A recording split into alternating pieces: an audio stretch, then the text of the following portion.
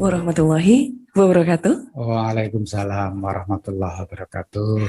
Selamat pagi, pecinta literasi dimanapun Anda berada. Hari ini, Minggu tanggal 18 Juli 2021, kita berjumpa lagi dalam acara webinar Bicara Tentang Puisi. Yang acara ini adalah kerjasama dari PGRI Kabupaten Trenggalek, APKS Dharma Dwija Kabupaten Trenggalek, SLCC Kabupaten Trenggalek, Quantum Litera Center, serta penerbit Paramarta. Webinar kali ini berbicara tentang puisi adalah Pralomba Cipta Baca Puisi tentang kemerdekaan. Alhamdulillahirrahmanirrahim. Puji syukur kehadirat Allah Subhanahu wa Ta'ala atas limpahan rahmat-Nya. Jadi kita masih diberikan kesehatan dan keselamatan. Semoga kesehatan dan keselamatan ini berlangsung mulai dari hari ini hingga selama-lamanya. Amin. Amin. Hari ini sebelum acara inti dimulai, ada sambutan dari Bapak Ketua PGRI Kabupaten Trenggalek, yaitu Bapak Munib. Waktu dan tempat dipersilakan. Terima kasih. Assalamualaikum warahmatullahi wabarakatuh. Waalaikumsalam warahmatullahi wabarakatuh. Bismillahirrahmanirrahim. Alhamdulillahirrabbilalamin.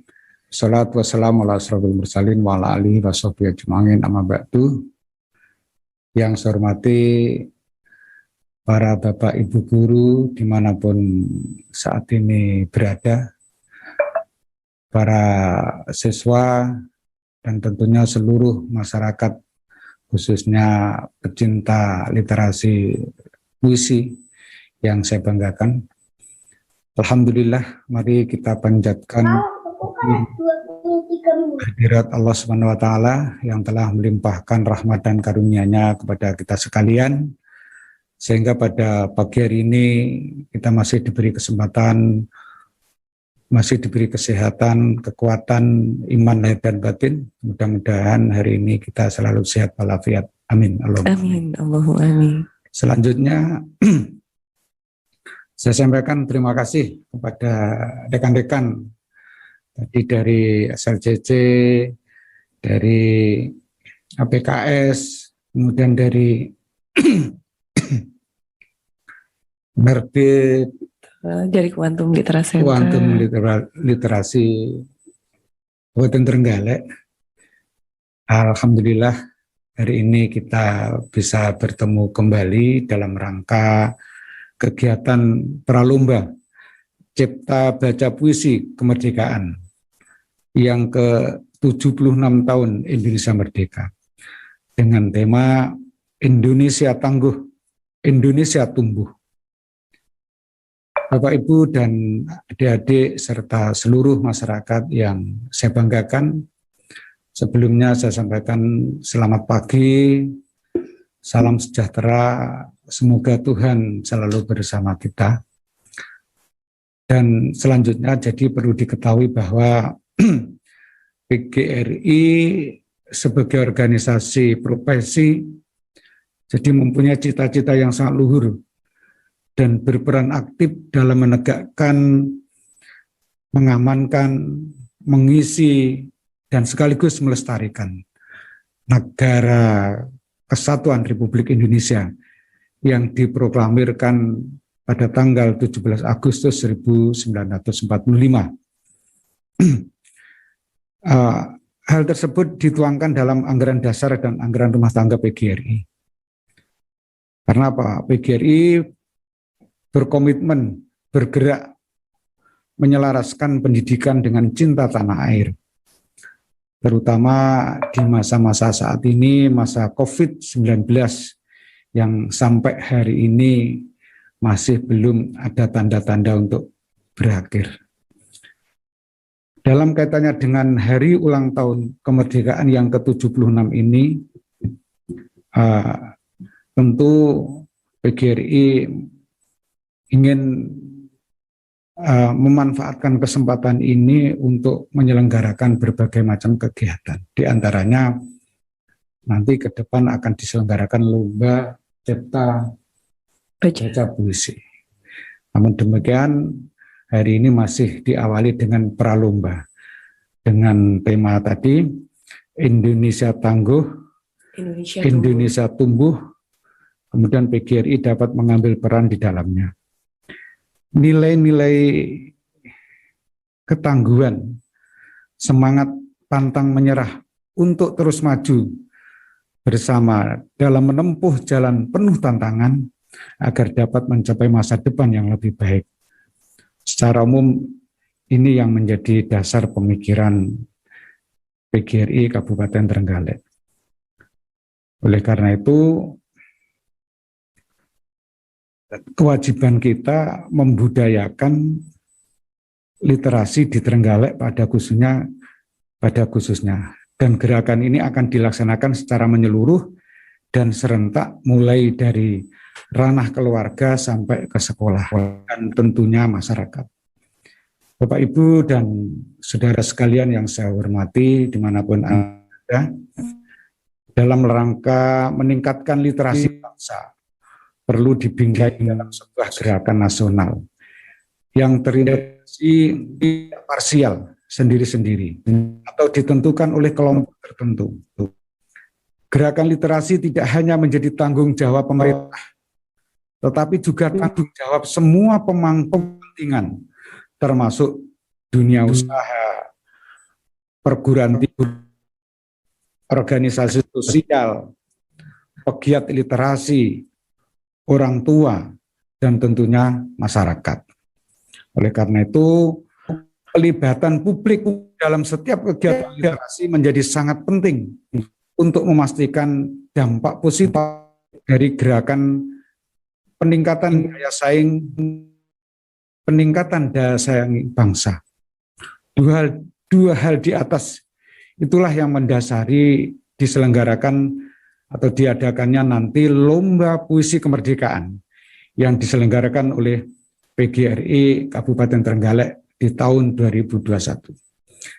Tentu kami mengajak Bapak Ibu semuanya, khususnya para guru dan tentu juga masyarakat pendidikan di Kabupaten Trenggalek, agar kegiatan ini betul-betul dimanfaatkan sebagai salah satu untuk mengembangkan kreativitas, inovasi, khususnya teman-teman yang memang dunianya dunia literasi, khususnya terkait dengan menciptakan sebuah puisi yang bisa memberikan nilai-nilai yang mungkin nilai-nilai yang luhur untuk kita semuanya. Bapak Ibu yang saya hormati, sekali lagi saya sampaikan selamat kepada seluruh kawan-kawan kami, baik yang ada di SLCC, kemudian yang ada di ABKS, maupun dari lembaga lain yang mendukung kegiatan ini. Dan yang terakhir, sekali lagi, mari kegiatan ini kita sukseskan bersama-sama dengan mengikuti lomba sejak awal sampai selesai nanti. Dan yang paling akhir, dengan mengucapkan Bismillahirrahmanirrahim, kegiatan Pralomba Cipta Baca Puisi Kemerdekaan 76 tahun Indonesia Merdeka dengan tema Indonesia Tangguh, Indonesia Tumbuh, dengan membaca Bismillahirrahmanirrahim, saya nyatakan dibuka dan dimulai. Terima kasih, ada kurang lebihnya mohon maaf. Saya akhiri, hidup guru, hidup PGRI, Hidup. solidaritas. Yes. Sekian, Assalamualaikum warahmatullahi wabarakatuh. Waalaikumsalam warahmatullahi wabarakatuh. Terima kasih disampaikan kepada Bapak Munib atas pembukaan dari PGRI. Selanjutnya adalah acara webinar bicara tentang puisi, masih kerjasama antara PGRI Kabupaten Trenggalek, APKS Dharma Dwija Kabupaten Trenggalek, SLCC Kabupaten Trenggalek, Quantum Lintera Center, dan penerbit Paramarta. Terima kasih kami sampaikan atas kehadiran Bapak Munib pagi hari ini. Mohon maaf mengganggu pagi harinya. Biasanya mungkin Bapak Munib ini berolahraga, tapi hari ini kami minta untuk datang kemari untuk pembukaan. Terima kasih. Ya. Terima kasih pula. Mudah-mudahan nanti kegiatan ini bisa terselenggara dengan lancar. Amin, amin, ya Rabbal Alamin. Saya mundur diri untuk kegiatan yang lain. Inggih Pak Munib, saking Assalamualaikum. pindah. Inggih, waalaikumsalam warahmatullahi wabarakatuh. Pada webinar bicara tentang puisi, kami akan menghadirkan 3 narasumber. 3 narasumbernya adalah Bapak Nurani Soyomukti, kemudian Bapak Estre Sri Mulyani, kemudian Bapak Fakih Dian Trikuncahyo. Saya akan membacakan secara singkat data narasumber kita yang pertama, yaitu Bapak Nurani Soyomukti. Bapak Nurani Soyomukti ini asli dari Trenggalek. Beliau adalah lulusan HI dari UNJ atau Universitas Negeri Jember. Bapak Nurani sudah menulis 28 buku, terbitan penerbit mayor, dan belasan buku indie. Bukunya yang berjudul Perempuan di Mata Soekarno membuatnya diundang sebagai salah satu narasumber di acara Mata Najwa Metro TV tahun 2011 silam. Esai dan puisinya pernah dibuat di berbagai media massa, baik lokal maupun nasional. Lewat QLC atau Quantum Literasi Center, beliau telah menerbitkan banyak puisi juga cerpen. Beliau juga inisiator Arisan Sastra Trenggalek yang berlangsung antara 2010 hingga 2013. Tahun 2007, beliau pernah memenangkan sayembara esai pemuda yang membuatnya ikut merayakan Hari Sumpah Pemuda di Kemenpora, Jakarta. Beliau kini menjabat sebagai salah satu komisioner KPU. Beliau sudah menjabat 2 kali periode ini. Periode pertama pada 2014 hingga 2019, kemudian 2019 hingga 2024 nanti. Inilah yang menyebabkan beliau harus melepaskan posisi sebagai Ketua Harian Dewan Kesenian Trenggalek. Bapak 2 putra ini bisa dihubungi lewat media sosialnya, melalui media sosial Facebook dengan nama yang sama yaitu Nurani Soyomukti. Berikutnya adalah Bapak Estre Sri Mulyani. Beliau lahir di Trenggalek pada tahun 1965. Beliau adalah penggiat sastra di Trenggalek. Pak Yani, demikian beliau biasa dipanggil, telah menulis beragam puisi, keguritan, cerka.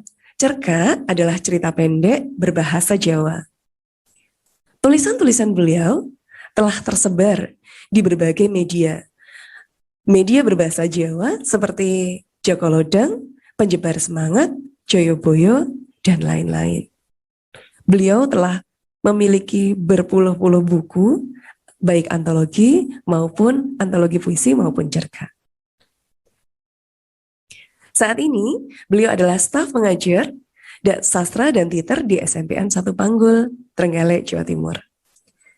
Beliau adalah motivator penulis muda di bumi Menasopal Trenggalek ini.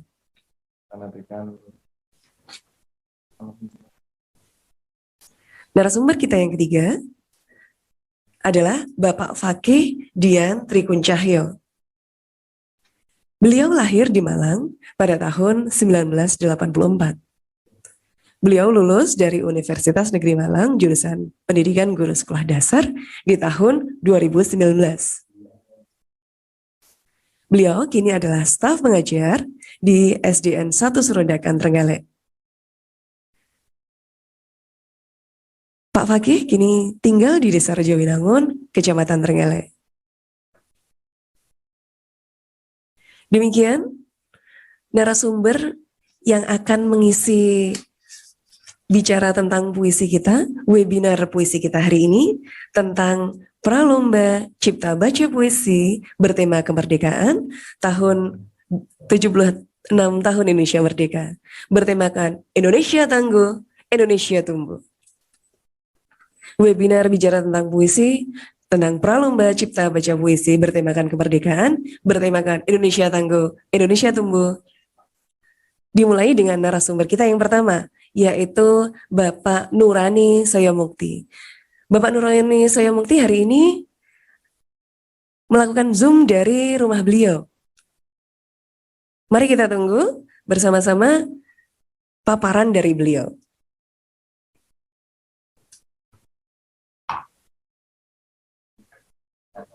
Speakernya mohon di-unmute. Halo, Halo, halo, halo Pak Nurani. sudah ya. Halo, Halo, sudah terdengar halo, jelas dari studio PGRI Pak Nurani? sudah kedengaran suara saya, Mbak ya. Sudah Pak Nurani? Oke, langsung saja ya. Terima kasih. Assalamualaikum warahmatullahi wabarakatuh. Waalaikumsalam warahmatullahi Salam sejahtera wabarakatuh. Bapak Ibu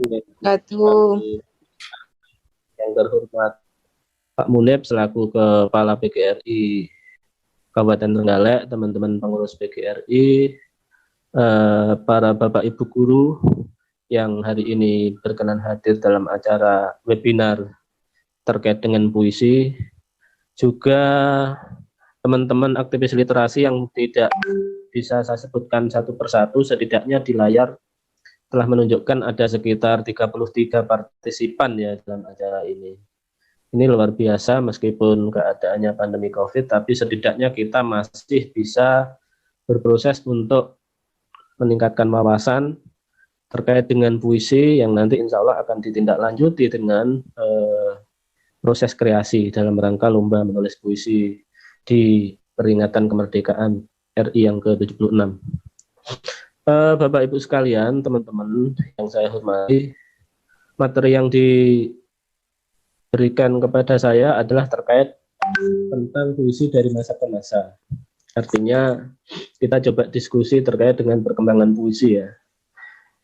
Puisi itu sendiri merupakan sebuah jenis sastra yang memang menarik, tetapi di satu sisi memang ada yang bilang puisi itu sulit gitu ya, karena menurut pengalaman kami di GLC beberapa kali lomba, sejak 10 tahun yang lalu itu hampir tiap tahun ada lomba, biasanya kalau lombanya itu puisi dan cerpen, yang lebih banyak mengirim itu adalah justru lomba cerpennya daripada puisinya.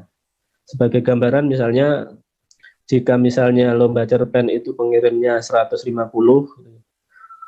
pengirim lomba puisinya itu justru nggak ada 100 gitu ya, nggak sampai 100. Makanya ini apakah memang benar-benar ada anggapan bahwa puisi itu sulit ditulis, padahal sebenarnya kalau dilihat dari struktur jumlah kata-katanya kan puisi itu sebenarnya lebih padat, kalau panjang pendeknya juga lebih pendek gitu ya. Tapi tampaknya ada sebagian orang yang menganggap bahwa puisi ini lebih sulit. Tapi perkiraan saya adalah bahwa terkait dengan pemilihan metafor-metafor, pralambang-pralambang, majas-majas, atau mungkin pemilihan diksi-diksi itu yang kemudian menjadikannya menjadi sulit gitu ya. Atau mungkin ada sebagian orang yang secara psikologis menganggap puisi itu terlalu cemen. Misalnya puisi itu orang yang kemudian mengiba-ngiba, isinya terlalu emosional dan lain-lain. Sehingga saya melihat masih ada sebagian kawan-kawan di luar yang menganggap bahwa sok puitis itu sebagai sebuah hal yang negatif, padahal sebenarnya ini adalah sebuah ekspresi sah dari sebuah keberadaan kita sebagai manusia yang memang membutuhkan penyampaian penyampaian pikiran, perasaan lewat simbol-simbol puitik. Nah, beberapa hal yang bisa kita diskusikan karena ini temanya adalah perkembangan puisi dari masa ke masa, mungkin kita bisa melihat dari banyak aspek ya. Jadi kalau perkembangan itu kita maknai sebagai suatu hal yang dinamis, maka sebenarnya saya melihat harus kita lihat secara kuantitas maupun kualitas. Kuantitas itu artinya jumlah dan kualitas itu artinya bagaimana mutu atau mungkin ketika keberadaan puisi itu eksis, dia mendapat pengaruh tertentu secara kualitas. Secara kuantitas saya pikir kalau kita lihat di Trenggalek saya, mungkin kita pertama bicara terkait berapa sih jumlah penulis puisi gitu ya. Jumlah penulis puisi itu akan menjelaskan bagaimana sebuah peradaban puisi itu hidup di masyarakat. Di Indonesia, kalau puisi yang kita maknai ini adalah puisi modern, karena pada faktanya kita akan mengenal puisi lama dan puisi modern ya. Kalau puisi lama itu kan sudah tahun 1500-an sudah muncul penulis-penulis puisi, terutama puisi-puisi lama Gurindam, seperti yang ditulis Hamzah Bansuri, Ali Haji dan lain sebagainya. Tapi cikal bakal puisi modern yang kemudian orang banyak dikenal mengacu pada nama Chairil Anwar, ini kan sebenarnya adalah puisi yang punya karakter berbeda dengan puisi lama. Ciri khasnya adalah tidak terlalu terpatok pada aturan-aturan yang baku, tidak perlu terpatok pada rima, terus kemudian kaidah-kaidah jumlah baris dalam satu bait, jumlah kata dalam satu baris, atau mungkin suku kata seperti puisi-puisi lama, yaitu Gurindam, mantra, dan lain-lain itu. Nah, kalau kita lihat awal muasal puisi modern, kalau kita melihat secara umum di Indonesia kan sebenarnya kita tahu bahwa di awal kemerdekaan, Chairil Anwar itu kan menulis puisi kalau nggak salah 1942. Kemudian dia muncul sebagai pelopor angkatan 45 bersama teman-temannya. Kalau kita lihat basis masyarakatnya, misalnya kalau kita ingin melihat perkembangan jumlah penulis, tentu saja kan ini cukup sedikit ya, karena apa? Pertama, memang pada saat itu di awal-awal tahun 1940-an, terutama nanti setelah merdeka, itu memang dilihat dari aspek literasi melek huruf saja itu ya. Di Indonesia di awal kemerdekaan itu yang melek huruf itu tidak sampai 10%. Data menunjukkan jumlah orang yang buta huruf itu 97%.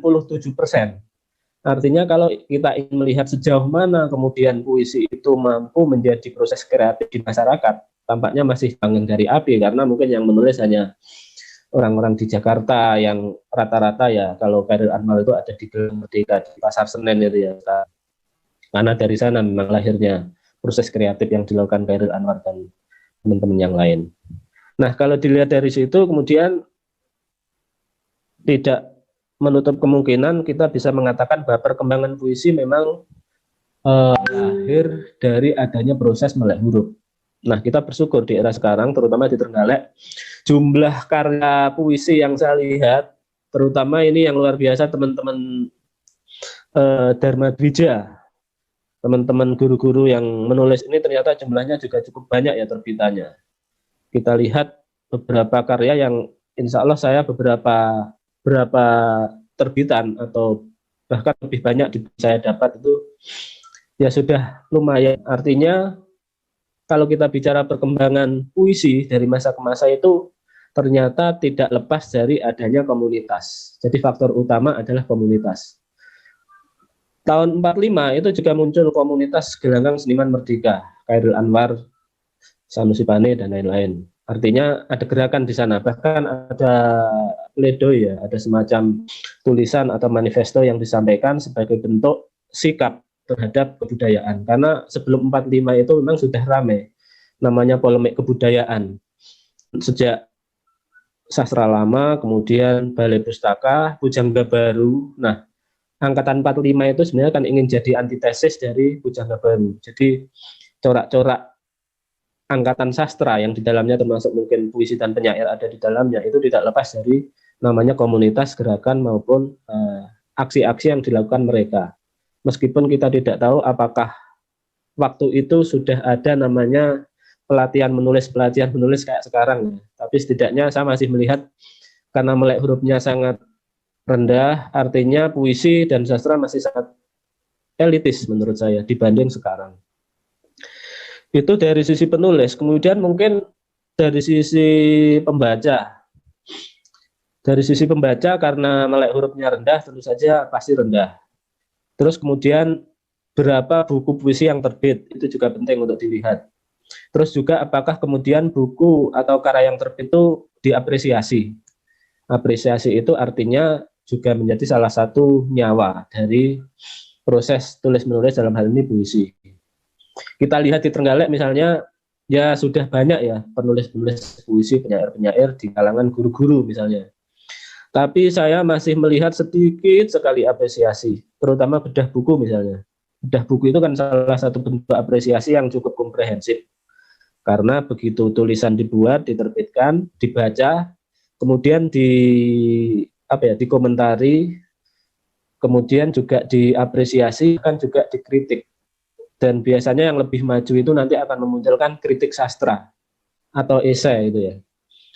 Ini saya pikir yang belum ada di Trenggalek ya. Karena dalam dunia sastra itu saya pernah membaca tulisannya Gunawan Muhammad itu sejak awal ya, itu ramai sekali. Jadi seharusnya penyair itu juga esais gitu ya. Jadi orang kalau bicara manusia dalam bentuk tulisan atau mungkin juga cerpenis, maka seharusnya dia juga menulis esai. Nah, di Trenggalek mungkin ini yang belum banyak. Tapi setidaknya dari sisi bahwa tulisan dalam bentuk puisi itu banyak terbit di banyak penerbit lokal ya. Di sini kita lihat kali ini ada HIL, Siparamarta, Damadija, mungkin ada Sembilan Mutiara Publishing atau penerbit lain yang belum saya kenal misalnya. Ini saya pikir sudah bagus. Meskipun ini masih kita bisa kritisi apakah kemudian karya-karya yang dibuat oleh teman-teman guru itu memang dibuat dalam proses yang butuh waktu dan intensitas penggarapan yang benar-benar ketat, dalam artian proses kreatifnya itu benar-benar dijiwai dan dipersiapkan, bukan instan gitu ya. Atau jangan-jangan malah dibuatkan, itu yang tidak baik juga. Ini karena dari sisi formalitas memang kebutuhan untuk membuat puisi ternyata bukan hanya sebuah proses kreasi yang muncul dari keinginan untuk berekspresi, tapi juga ada kebutuhan persyaratan untuk portofolio dan lain-lain. Nah, ini juga perlu kita diskusikan lebih lanjut untuk melihat sejauh mana proses kreatif puisi kita. Terus berikutnya teman-teman, dari sisi kualitas ya, itu tadi kuantitas. Kalau kuantitas saya usul deh untuk misalnya entah ini dinas perpustakaan dan arsip, ini ada nggak orang dinas pendidikan atau dinas pendidikan, atau mungkin dinas pariwisata budaya, yang saya lihat selama ini itu belum cukup, dalam tanda kutip dalam bahasa saya, belum cukup serius untuk mendukung tumbuh kembangnya dunia sastra termasuk mungkin puisi di Trenggalek. Baik misalnya fasilitasi penerbitan, baik itu misalnya mungkin kalau pelatihan oke lah ada PGRI dengan Damadija dan lain-lain. Atau mungkin juga perhatian-perhatian. Katakanlah misalnya di sebuah kabupaten Jawa Timur itu misalnya kalau nggak salah di Ngawi ya, itu tahun 90-an sampai 2000-an, itu ketika salah satu penulis di Ngawi itu kemudian tulisan dimuat di media massa, entah itu puisi, cerpen atau apa, itu pemerintah daerah akan memberikan insentif berupa uang. Hal-hal seperti ini sebenarnya bukan cerita baru ya, karena saya pernah mendengar cerita dari teman yang waktu itu kuliah di UMM. Jadi di UMM itu, kampus UMM itu akan memberikan insentif kepada mahasiswanya, kalau nggak salah dulu uang 75.000 jika mahasiswanya dimuat di media. Nah, ini kan cerita-cerita apresiasi ya. Di Trenggalek ini belum ada perhatian. Artinya ekosistem kesenian, sastra atau puisi itu seharusnya apresiasi dari pemerintah daerah, sehingga ia bisa tumbuh. Karena kalau tidak ada yang mengapresiasi dan yang mengapresiasi ini memberikan keseriusan untuk perhatian, termasuk juga materi, meskipun tidak banyak. Artinya pengakuan itu penting, materi sebagai simbol pengakuan itu juga penting. Dan ini justru sudah diberikan oleh pemerintah Jawa Timur ya, tiap tahun memberikan tali asih kepada seniman di seluruh kabupaten kota. Tahun berapa itu saya pernah mendapatkan tali asih tahun 2017 kalau nggak salah. Itu tiap kabupaten diambil 5 kalau nggak salah ya, dari zamannya Pak Dekarwo waktu itu. Itu akan mendorong tumbuhnya semangat, karena ternyata nulis itu dihargai. Jadi seperti itu. Terus kemudian kualitas ini teman-teman, kita pasti akan diskusi aspek intrinsik dan ekstrinsik. Kalau aspek intrinsik puisi saya pikir teman-teman sudah mengetahui ya, terkait dengan bagaimana tulisan itu dibuat strukturnya kayak apa, pola-pola menyusun keindahan puisi lewat diksi, terus kemudian rima kalau itu masih dibutuhkan. Tapi saya pikir rima itu masih jadi semacam apa ya, jalan untuk mencari keindahan juga, karena kalau selain ada repetisi, terus kemudian ada diksi-diksi yang lain yang kita pilih sehingga kata-kata yang kita susun itu menjadi indah. Saya pikir kadang rima memang masih jadi andalan bagi penyair, dan ini juga penting juga. Ini aspek intrinsik. Itu nanti akan disampaikan mungkin oleh Mas Fakih ya, bagaimana cara menyusun sebuah puisi yang bagus, intrinsiknya kayak apa yang perlu dipersiapkan, pemilihan-pemilihan diksi kayak apa, itu akan menarik. Kalau faktor ekstrinsik itu saya pikir ya itu tadi yang saya ceritakan, bisa aspek ekonomi. Kan ini ada pertanyaan, saya memposting acara ini di Facebook, ada komentar, wah ya pandemi kok ini kok aku mau puisi. Ini kan aspek ekstrinsik ya. Ya saya jawab, ya ini kan puisi adalah bagian yang tidak lekang oleh waktu gitu ya. Artinya baik kita berada keadaan sedih, senang, atau tragedi, atau keceriaan, itu tetap kita perlukan. Apalagi proses kreasi itu masih penting dalam keadaan apapun. Dan celakanya bahkan orang menulis puisi itu justru muncul ketika keadaannya sedih ya kan. Seperti saya pernah cerita, dulu saya itu memulai menulis itu lewat puisi itu ya karena jatuh cinta dan ditolak, terus kemudian lahir puisi-puisi. Mungkin teman-teman lain juga seperti itu. Jadi tidak betul bahwa kalau situasi tertentu jangan menulis puisi, itu tidak betul juga. Terus kemudian teman-teman, efek puisi bagi masyarakat itu yang penting juga. Efek puisi bagi masyarakat ini artinya nanti teman-teman bisa berdiskusi banyak terkait dengan tema. Karena tema puisi itu luas. Kalau puisi modern itu tentu saja bisa bebas dari kaedah-kaedah lama, tidak seperti puisi lama yang kemudian harus baku seperti ini, seperti itu, seperti pantun misalnya harus 4 kalimat, terus kemudian 2 kata sebagai sampiran, 2 kalimat sebagai isi. Puisi modern yang sudah digaungkan oleh Chairil Anwar itu bebas gitu ya. Bahkan tema-tema kehidupan sehari-hari, tema-tema yang stil, tema-tema individual, sampai nanti ada polemik kebudayaan angkatan 45 itu juga dikritik oleh angkatan 50, munculnya kelompok lekra ya. Kelompok lekra yang dibawa oleh kelompok-kelompok kiri, Pramuja Ananatur, tapi untuk penyair-penyairnya kayak A.S. Derta, Adam Wispi, dengan tema-tema yang bersifat kerakyatan, dengan tema-tema yang anti-imperialisme dan tema-tema yang revolusi. Nah, ini kembali ke kita semua, karena kita sebagai pemilik sah dari proses kreatif kita, ini kan akan menjelaskan sejauh mana kita bisa mengeksplorasi tema-tema itu sesuai kemampuan kita dalam memahami perasaan kita sendiri maupun kedalaman kita dalam memahami realitas sosial di sekitar kita. Saya pikir banyak sekali tema-tema yang bisa kita eksplor. Kalau ini misalnya tema pandemi, era pandemi, mungkin nanti tema-tema yang akan menarik bagi juri ketika ditulis dalam sebuah puisi kemerdekaan mungkin juga yang ada kaitannya dengan pandemi misalnya. Misalnya bagaimana mengekspresikan kemerdekaan di era pandemi seperti ini, di era PPKM dan lain-lain. Saya pikir aspek-aspek itu juga menarik untuk dieksplorasi. Nah, saya pikir itu ya Bapak Ibu. Saya sudah banyak bicara ini dan mohon maaf saya pakai jaket karena kondisi memang lagi down dan tepar sejak seminggu ini. Tapi saya belum berani swab karena nanti takutnya di-COVID-kan atau gimana gitu ya. Tapi insya Allah tidak lah, kalau COVID tidak ada gejala sana.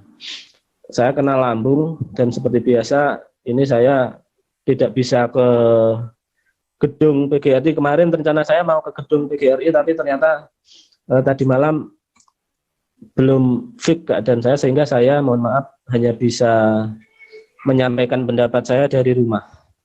Mungkin itu ya yang bisa kami sampaikan, sekadar pengantar lah. Bukan pakar, bukan ahli terkait sastra, karena saya ini ya mungkin bisa dikatakan mediocre lah di bidang sastra dan puisi. Tapi setidaknya beberapa perspektif terkait dengan perkembangan puisi yang saya sampaikan secara gaduh-gaduh itu tadi bisa memberikan pandangan. terutama saya doakan teman-teman terus berproses kreatif, terus menulis puisi, terus menulis sastra, mungkin juga menulis hal-hal lain yang dipandang perlu untuk ditulis sebagai pilar peradaban literasi Trenggalek yang insya Allah sudah cukup maju lah dibanding kabupaten lain. Dengan adanya Dharma Dwija ini yang dipelopori oleh teman-teman guru, ada Mas Anto, Mas Taufik Susanto, dan lain-lain, ini luar biasa lah menurut saya selama ini dibanding kabupaten lain yang sehat. Selamat untuk teman-teman dan mohon maaf jika ada kekurangan. Wassalamualaikum warahmatullahi wabarakatuh. Waalaikumsalam warahmatullahi wabarakatuh. Kepada Bapak Nurani disampaikan terima kasih.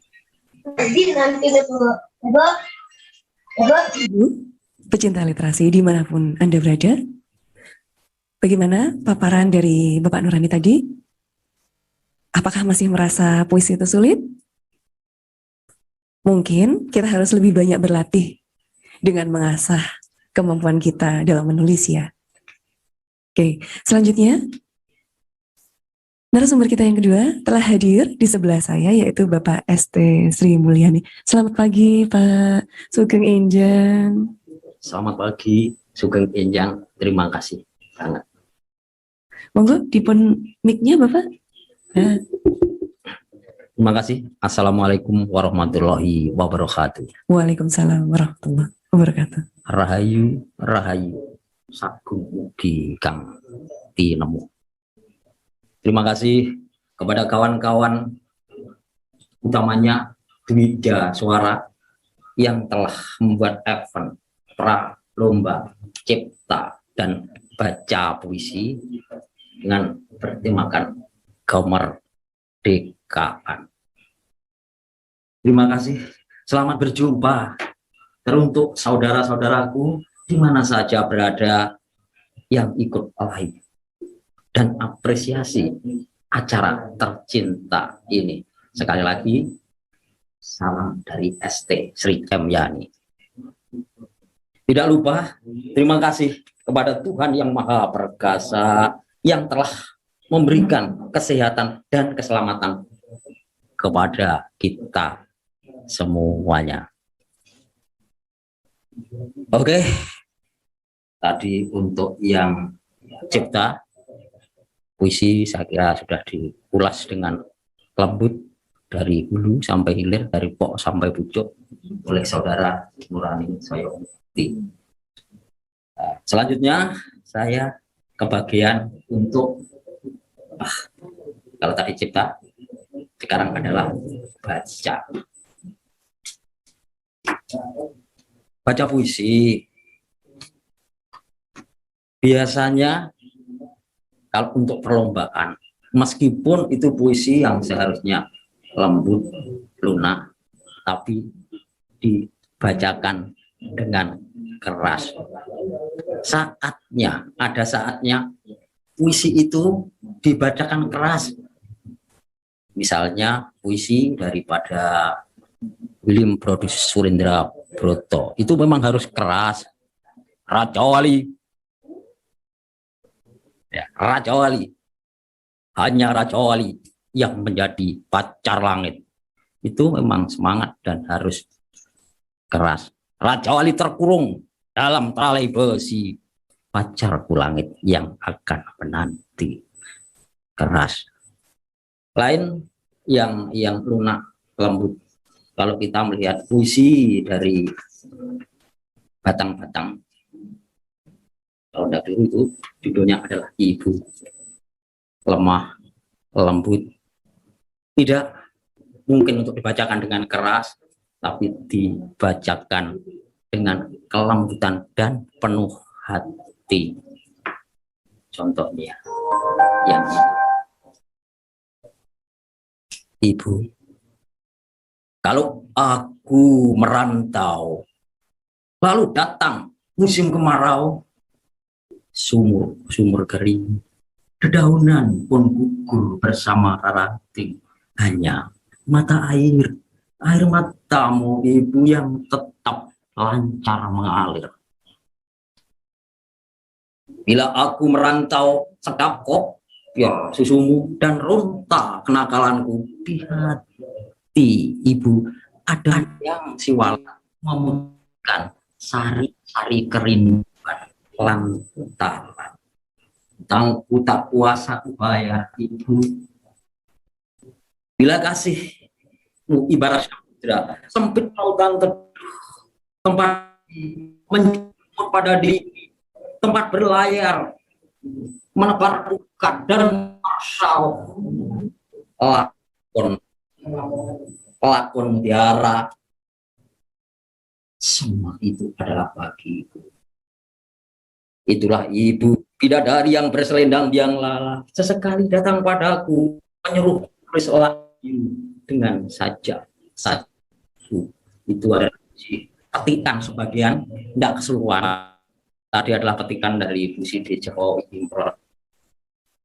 Di situ kalau kita belah ya betapa yang cintanya pada ibu, ya itu untuk bagian pertama, ya. Dan yang paling istimewa itu ending, artinya dari membaca puisi ada ya, itu ending adalah sesuatu yang seperti diutamakan.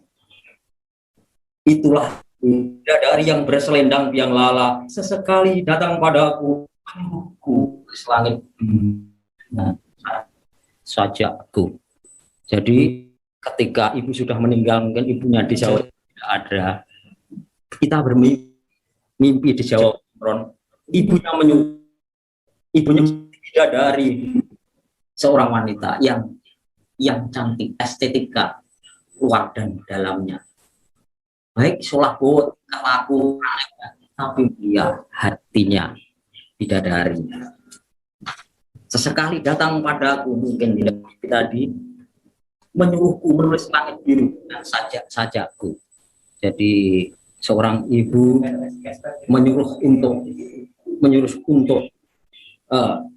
langit dengan ya, langit biru, langit kita cita-cita kita setinggi langit. Mungkin itu seorang ibu punya cita setinggi langit, ya, untuk ke depan di mana anaknya biar mapan. Itu adalah puisi, dan puisi ada kalanya, tadi ulang lagi kalanya kita tidak bacakan puisi dengan keras, ada kalanya lunak dan ada kalanya bahkan gembira, ada kalanya juga menangis. Itulah pembacaan puisi. Kalau kita misalnya melihat puisi daripada Khalil Gibran, ya, itu puisi yang juga luar biasa, banyak sentuhan.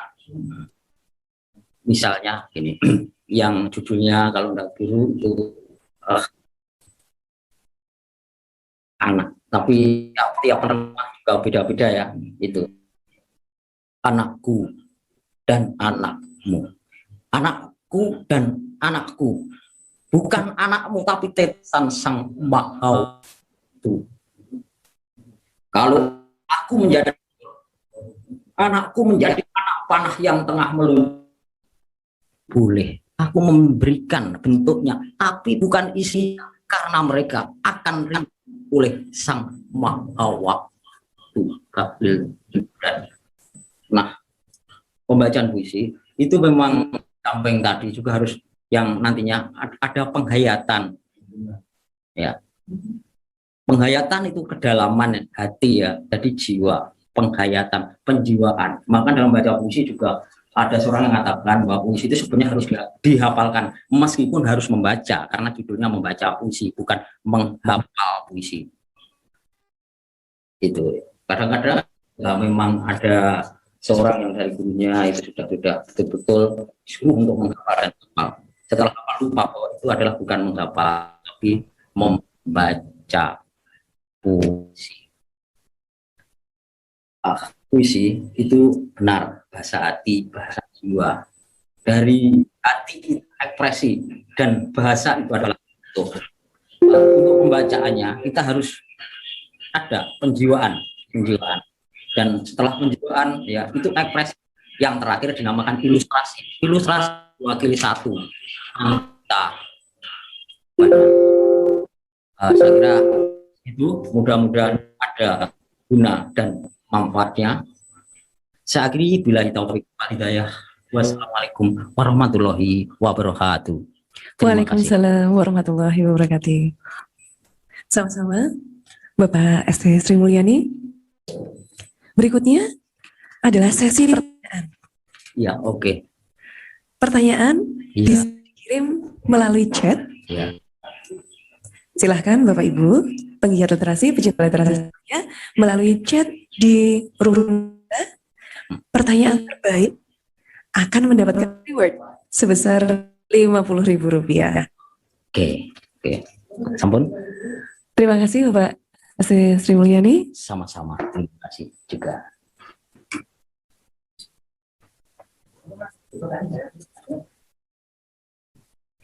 Teman-teman pecinta literasi yang berbahagia. Pagi ini, yang pertama dari narasumber kita ini tentang cipta, yaitu menciptakan puisi.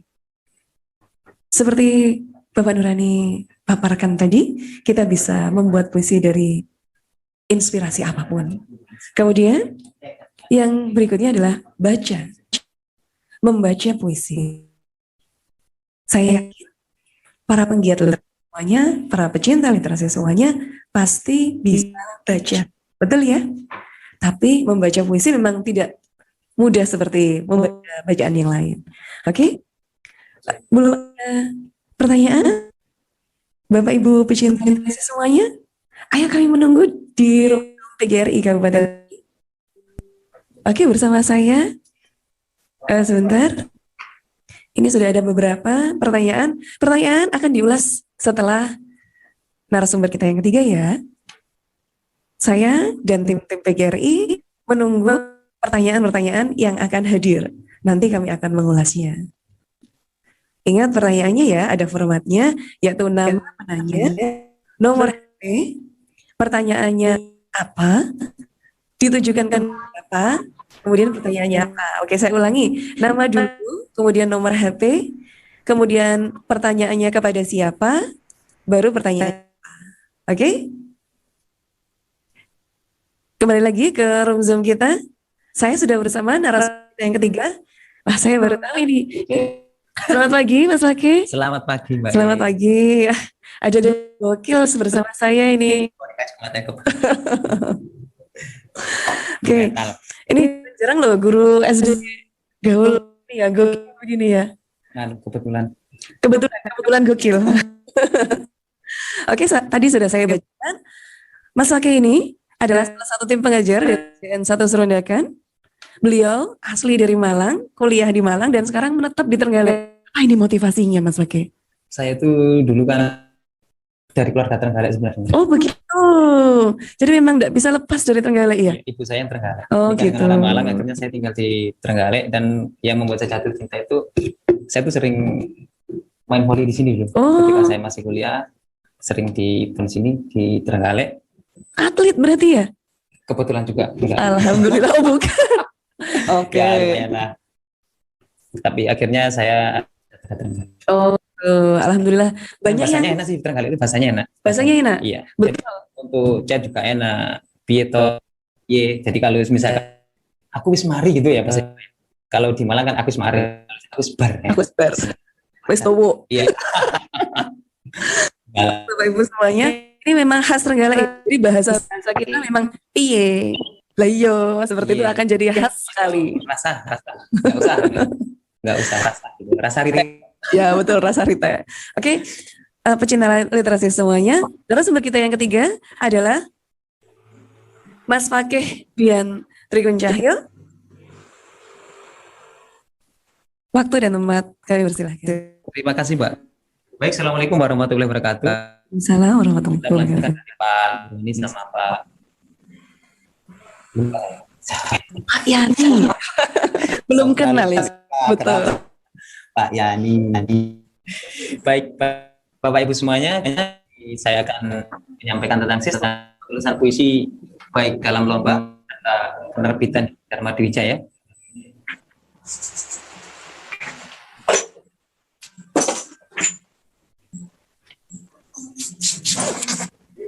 Baik, untuk sistematika penulisan kita menggunakan ukuran kertas A4 ya, atau halamannya A4. Next, berikutnya adalah kita menggunakan Arial dengan font judul 14, sedangkan isi adalah 12. Next, untuk spasinya adalah 1,5. Berikutnya Bapak Ibu, penulisannya tadi sudah disampaikan sama Pak Yani juga nih, untuk majas dan gaya penulisan. Kalau ini dalam perlombaan ini majas dan gaya penulisannya bebas. Jadi nanti ada unsur pertentangannya, gaya pertentangannya, perbandingannya, paradoks dan lain-lain. Itu nanti terserah Bapak Ibu keindahannya. Dan untuk bacaannya nanti seperti apa yang disampaikan Pak Yani. Next, untuk kesesuaian tema yaitu apa nanti Pak? Temanya Indonesia Ya, Tangguh. karyanya harus sesuai dengan tema yang bukan, yaitu Indonesia. Indonesia Tangguh. Indonesia Tangguh. Oke. Next, berikutnya adalah salah tema dalam puisi juga tidak boleh menyinggung sara dan bersifat pornografi. Berikutnya, panjang puisi maksimal 250 kata. Sedangkan untuk minimalnya diusahakan itu 50 ya. Karena 50 itu setara dengan A5 3 bait. Setelah baitnya 4 baris itu hampir 50 kata.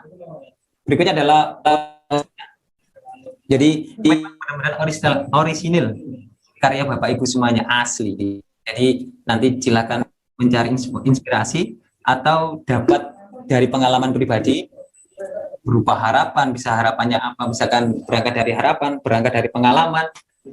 Nanti misalkan kok judek ya, saya kok nggak ada inspirasi ya, misalkan bisa melihat film. Oh gitu. Ya, Ya. jadi sebagai perwakilan dari film, alur cerita film, misalkan si mbaknya tulis bingung, saya nulis apa ya, misalkan gitu. Jadi mengibaratkan posisinya salah satu pemeran dalam film. Oh. Bisa melalui.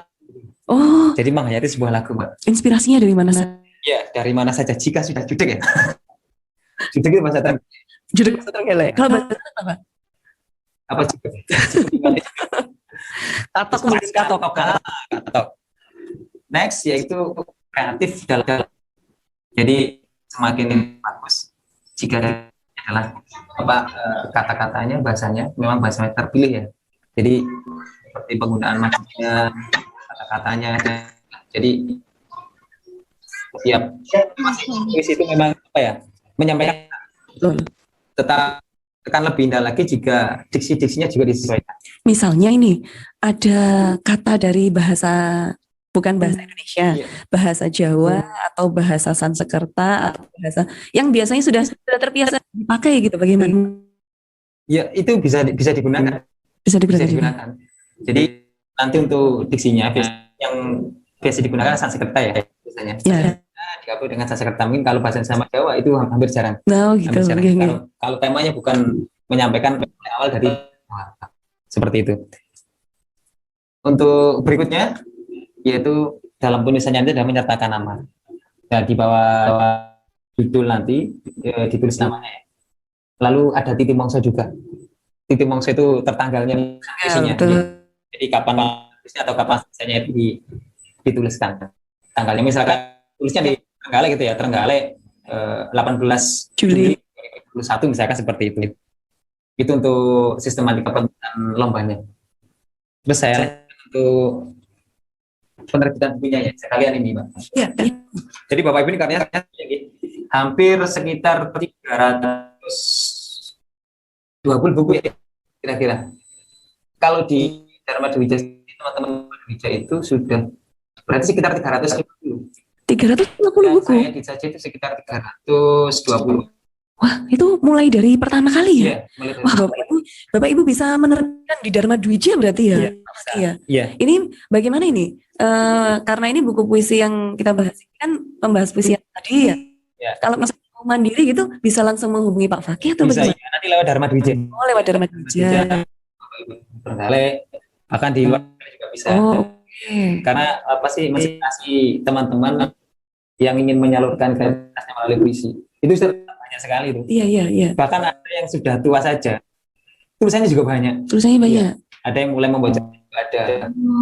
Karena juga ini bisa dinaikkan kredit ya. Betul, bisa digunakan untuk ini kenaikan tingkat ya. Ya. Oh iya, Bapak Ibu. Jadi untuk kenaikan kredit kenaikan pangkat itu misalkan ada yang nilainya 2 kategori, jika nilainya 4 itu kategori kompleks. Kategori kompleks itu sendiri minimal 40 minimal. Untuk puisi. Iya. Dan kami berharap di tahun-tahun bahwa di setelah ini, apalagi setelah adanya lomba ini juga Bapak Ibu guru yang berpacu menuliskan karyanya, baik atau cerita apapun. Biar nggak jadi bisa. ini ya, tempat curhat aja ya. Iya. Biasanya kan ditulis di belakang buku disobek gitu ya. Betul. Bahkan sekarang kan yang banyak Iya betul. status daripada nulis di video, orang tahu apalagi tentang hal yang buruk ya. Betul.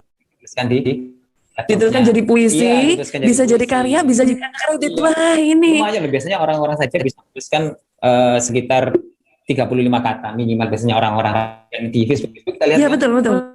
kan kita ada yang sampai 60 kata saya lihat itu ada. Jadi kan tinggal membukukan saja. Tinggal membuka Iya. saja. Oke, Koleksi Bapak Ibu, ini katanya. penjelasan semuanya ini sudah difasilitasi ya sama Dharma Dwija ya.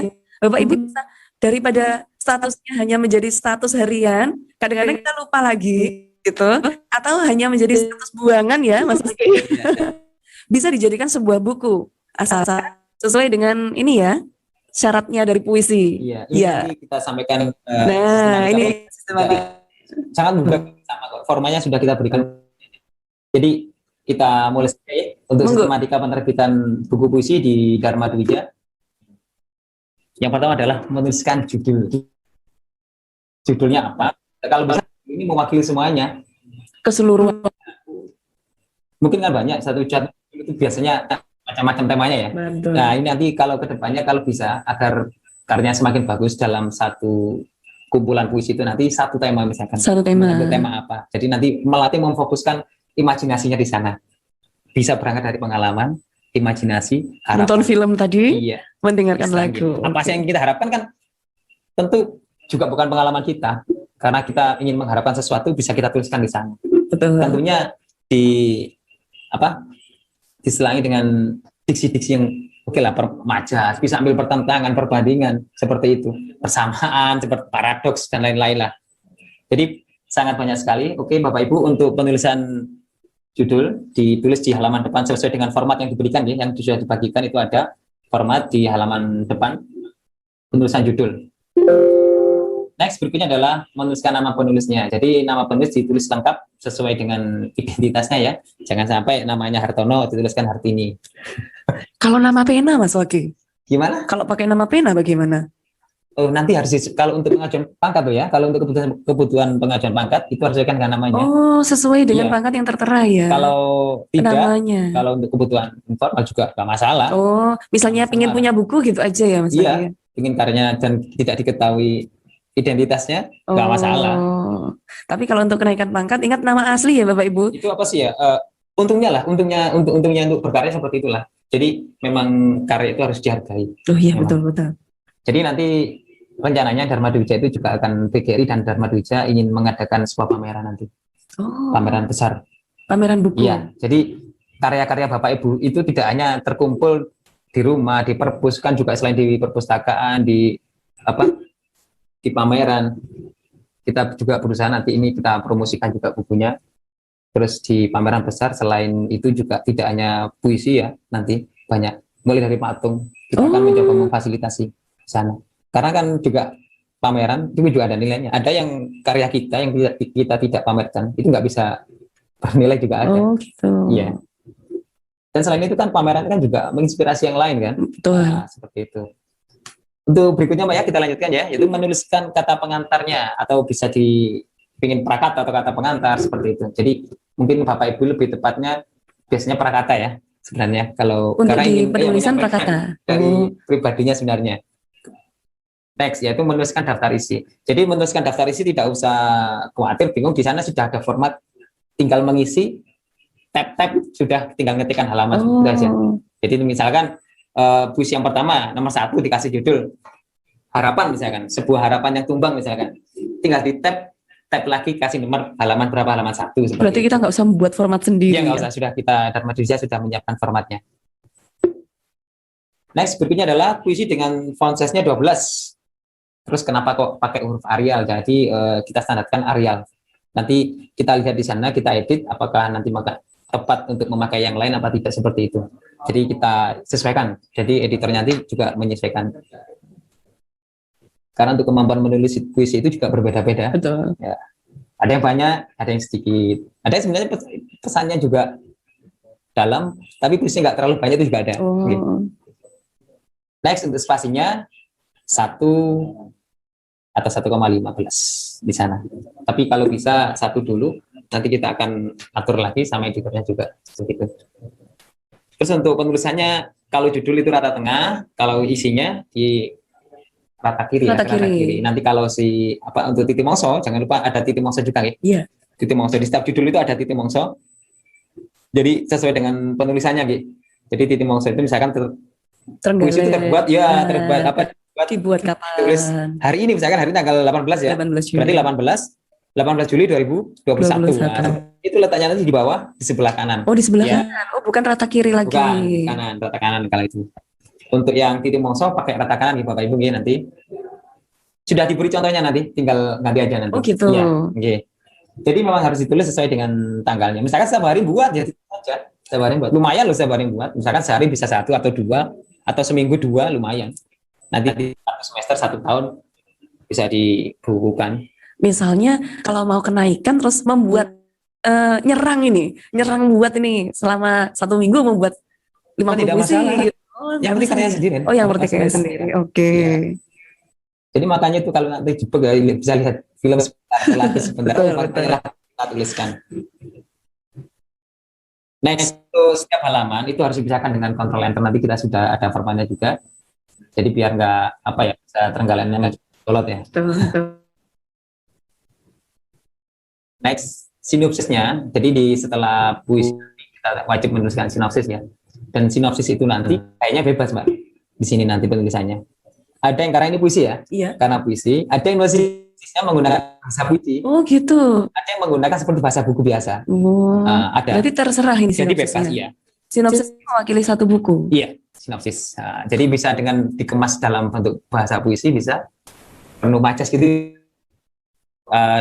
Seperti di buku-buku biasa juga bisa. Itu untuk penerbitan di Dharma Dwijaya.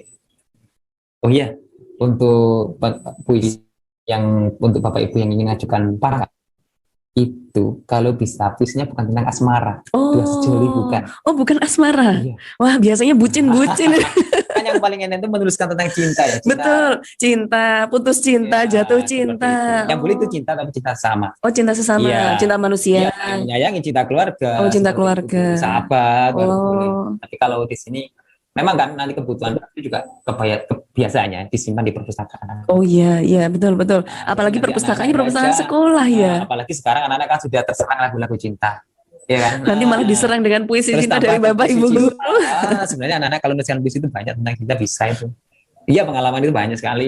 Anak-anak itu ternyata tuliskan tentang cinta itu sangat mudah sekali. Sangat mudah. Iya. Daripada fenomena yang dialami dalam sehari-hari. Berikutnya adalah biografi. Jadi biografi ini nanti ditulis, nanti juga disertakan juga nih identitasnya, riwayat pendidikannya, terus riwayat pekerjaannya, terus bisa menuliskan hobinya apa, misalkan bisa. Jadi nanti kalau bisa kan fotonya ya, disertakan foto. Disertakan Ya, foto. nanti sudah diatur di sana foto yang ditampilkan apa, yang terserah lah fotonya. Oh, terserah fotonya. Iya, formal informal bisa. Jadi Bapak Ibu nanti jangan lupa setelah sini ada biografi, ya identitas. Mungkin riwayat pendidikannya dituliskan lengkap malah bagus. Oh, gitu. Ya, malah bagus. Terus identitasnya kalau bisa juga identitas asli. Identitas. Apalagi tanpa garis Betul, asli. betul. Iya. Oh iya, untuk yang dilarang ya, misalkan untuk biografinya jangan sampai yang mengandung unsur sara dan hal yang dilarang, apalagi terlihat oleh anak pelajar. Oh. Misalkan foto sedang merokok, sedang pegang botol minuman yang enggak minuman keras. Oh, itu termasuk dilarang ya? Iya, dilarang, nggak boleh. Berarti termasuk tulisan, betul. Termasuk tulisannya tentang misalnya merokok, miras, itu berarti dilarang ya? Iya. Tapi kalau isinya puisi itu tentang melarang semuanya itu, iya. Tapi kalau untuk nanti ada misalkan di biografi menampilkan fotonya dia, misalkan pegang rokok atau pegang botol yang nggak bagus lah ya, itu nggak boleh.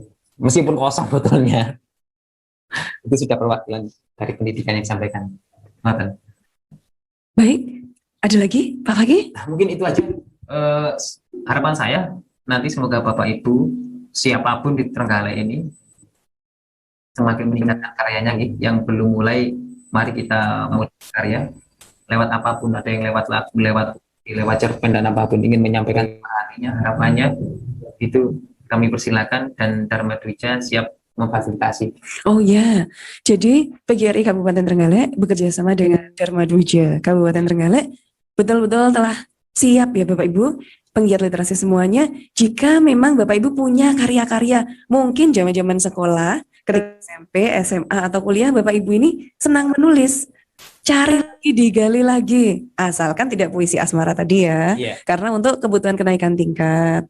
Kemudian harus sesuai, tidak ada unsur sara, tidak ada unsur pornografi, kekerasan dan lain-lain. Karena apa Bapak Ibu? Karena ini nanti akan ada di perpustakaan sekolah masing-masing mungkin ya. Iya, bahkan dia juga di perpustakaan Trenggalek. Oh, di perpustakaan Trenggalek. Oke, saya Nanti masuk pameran juga. oh masuk pameran juga. Oke. Karena Oke. setiap itu setiap kegiatan kita sering pamerkan, juga banyak yang baca dari puisi-puisi karya Bapak Ibu guru. Oke. Bapak Ibu guru, Bapak Ibu penggiat literasi semuanya, ini paparan ini sangat membantu kita ya.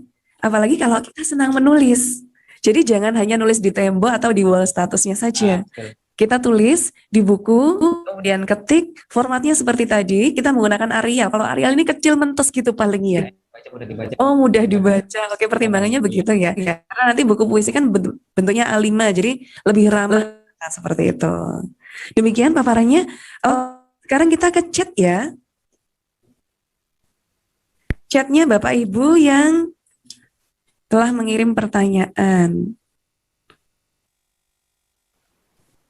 Nah, dari yang pertama, dari Pak Tohirsan, 0813323400 sekian. Apa yang menjadikan pembacaan puisi bernilai tinggi? Ini ditujukan pada Pak Yani, Pak Yani, betul. Pak Yani dan Pak Nurani. Oh, mereka berdua, ini ditujukan kepada Bapak beliau berdua. Pak Nurani? Ya, siap. Ini Pak Yani ya. Oke. Ini apa saya dulu? Oh, ini sekarang. Monggo, Pak Nurani terlebih dahulu. Ya, ini terkait dengan pembacaan puisi ya, wilayahnya Pak Yani, karena yang sering membaca puisi adalah Pak Yani. Pembacaan puisi yang bernilai tinggi itu menurut saya kontekstual sifatnya. Kontekstual itu artinya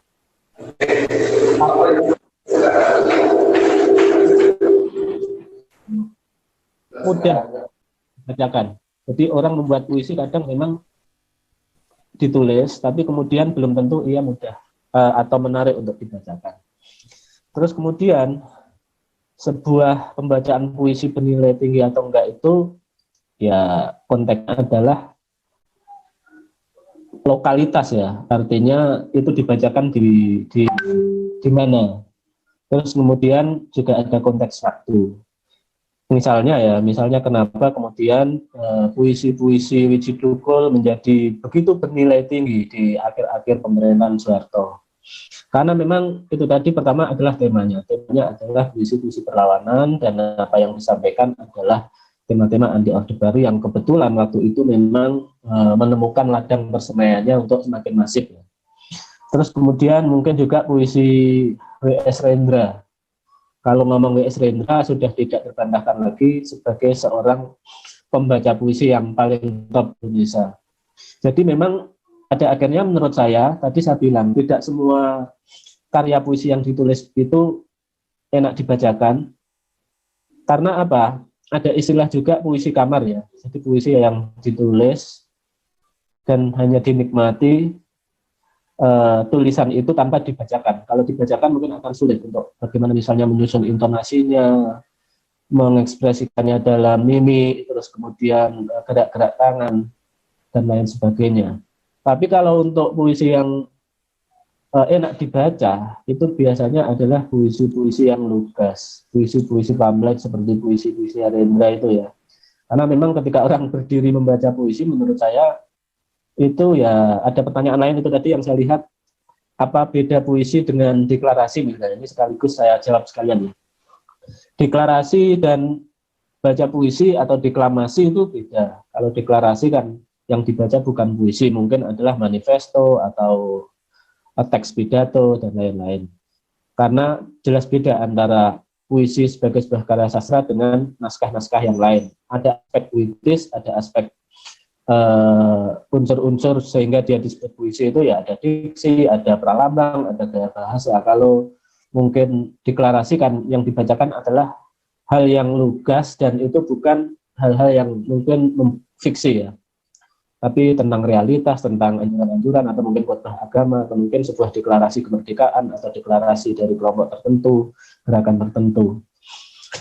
Jadi itu menurut saya pembacaan puisi bernilai tinggi itu pertama harus dilihat temanya seperti apa, terus dia dibacakan di mana, konteks ruang dan waktunya itu juga harus dilihat. Dan kesemuanya ini sebenarnya nanti akan kalau menurut saya akan bisa kita lihat bagaimana sebuah pembacaan puisi itu memang benar-benar dibawakan secara bagus. Karena apa? Ini butuh mungkin aspek keaktoran, aspek menata mimik, aspek intonasi, aspek penghayatan, itu yang penting. Karena puisi yang awalnya dianggap remeh sekalipun, ketika kemudian dia dibacakan dan bagus, kemudian kebagusannya ini benar-benar dipuji orang banyak, diapresiasi banyak orang, puisi ini bisa menjadi terkenal. Puisi yang awalnya biasa saja, tapi kemudian dibawakan secara bagus, orang begitu, wah enak ya puisi ini. Akhirnya justru puisi terkenal ketika sudah dibacakan. Jadi seperti itu menurut saya terkait dengan pembacaan puisi bernilai tinggi enggaknya itu tergantung beberapa hal itu tadi.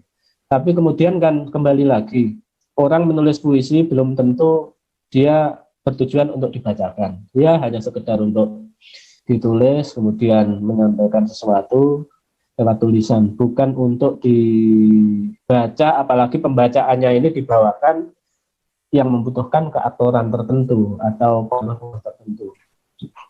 Saya pikir itu ya. Mungkin monggo Pak Yani kalau ada tambahan.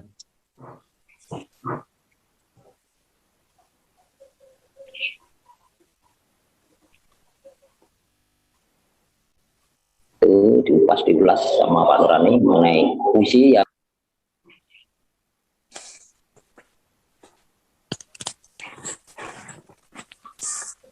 Mohon maaf, ada sedikit gangguan teknis. Bapak Yani, sudah bisa? Iya, sudah bisa. Monggo, Bapak Yani. Bisa di. Iya, pertanyaan tadi, apa yang menjadikan pembacaan puisi bernilai tinggi? Terima kasih. Tadi kalau ini pembacaan yang untuk penulisan saya kira sudah diupas sama Pak Nurani, sudah dikupas. Ya, intinya bahwa untuk membuat puisi itu puisi ada yang direnungkan dan yang dibacakan. Untuk membaca puisi itu yang pertama itu memang ada penjiwaan dari puisi yang mau dibacakan. Yang kedua, gimana untuk mengekspresikan dari penjiwaan isi makna puisi itu sehingga nanti komunikatif.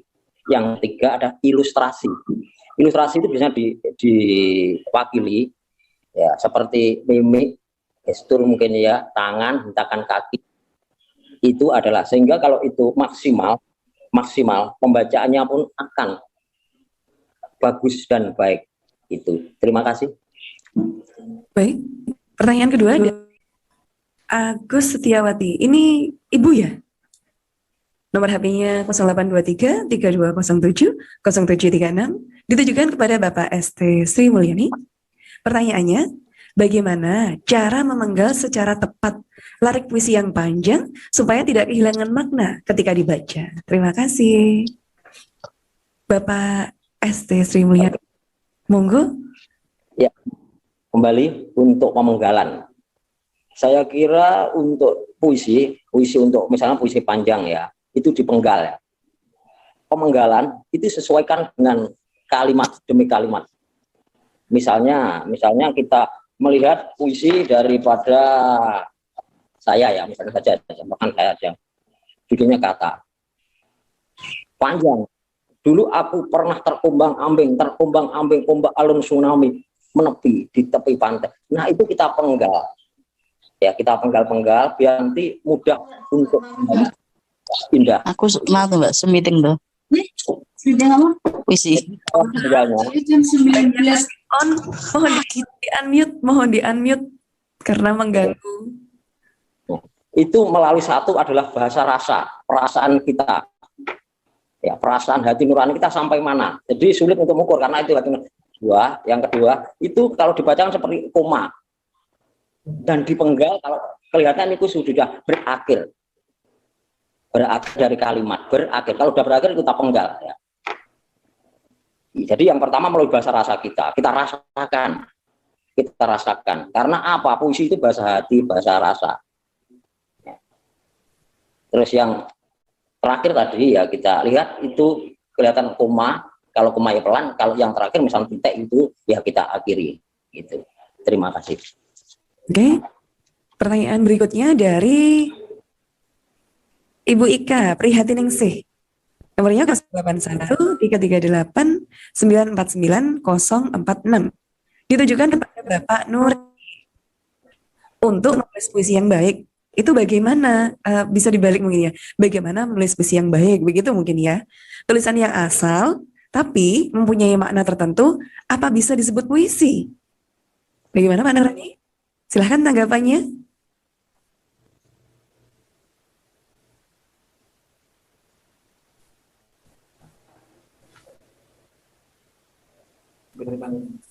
Pak Nurani, speakernya belum dinyalakan, mohon maaf.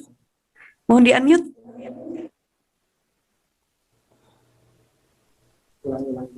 Halo? Ulangi Ya. lagi. Ya, sudah terdengar di room Zoom kita. Pertanyaannya tadi Pak Nurani, untuk menulis puisi yang baik itu bagaimana? Tulisan yang asal, tapi mempunyai makna tertentu, apa bisa disebut puisi? Tulisan yang bagus, kalau puisi itu kan yang mau kita nikmati adalah keindahannya sama pesan. Jadi kekuatannya adalah dua hal. Pertama adalah kekuatan keindahan. Kekuatan keindahan itu sebenarnya adalah sudah ada rumus-rumusnya ya. Bagaimana kemudian diksinya, terus kemudian pemilihan kata-kata itu pakai pralambang, terus kemudian ajas gaya bahasa, atau mungkin tulisan-tulisan yang lugas pun ketika disusun secara apik juga akan menghasilkan keindahan. Nah, perpaduan kata-kata itu yang nanti harus kita lihat apakah menghasilkan sebuah nilai keindahan. Kalau belum ya bisa kita perbarui dengan cara belajar. Dan cara menulis yang baik, saya pikir kita tidak boleh egois. Salah satu caranya adalah mau membaca karya orang lain. Jadi tidak mungkin kita akan tumbuh menjadi penulis yang baik hanya dengan mengandalkan apa yang kita lakukan saja tanpa mau menulis apa yang sudah tulis orang lain, terutama para penulis-penulis handal. Karena apa, Bapak Ibu? Menurut Stephen King, penulis Amerika Serikat, itu membaca dan menulis itu adalah satu paket yang tidak bisa dipisahkan.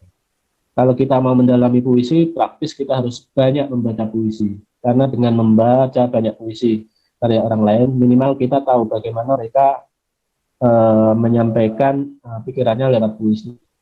Bagaimana mereka memilih metafor-metafor yang baik. Mungkin juga akan tergali ide-ide yang akan muncul dari diri kita sendiri setelah membaca orang lain. Sehingga cara menjadi penulis puisi yang bagus ya pertama belajar terus kemudian eksperimen gitu ya. Karena ini bicara puisi modern sebagai seni modern itu nilai tertingginya adalah eksperimen.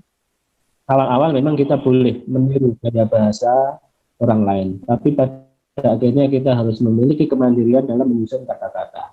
Eksperimen ini menjadi penting sehingga kemudian nanti kalau sering kita lakukan pasti kita akan tumbuh menjadi penulis yang kata-katanya menjadi luar biasa dan punya ciri khas tertentu, punya keunikan tertentu yang berbeda dari tulisan-tulisan orang lain sebelumnya.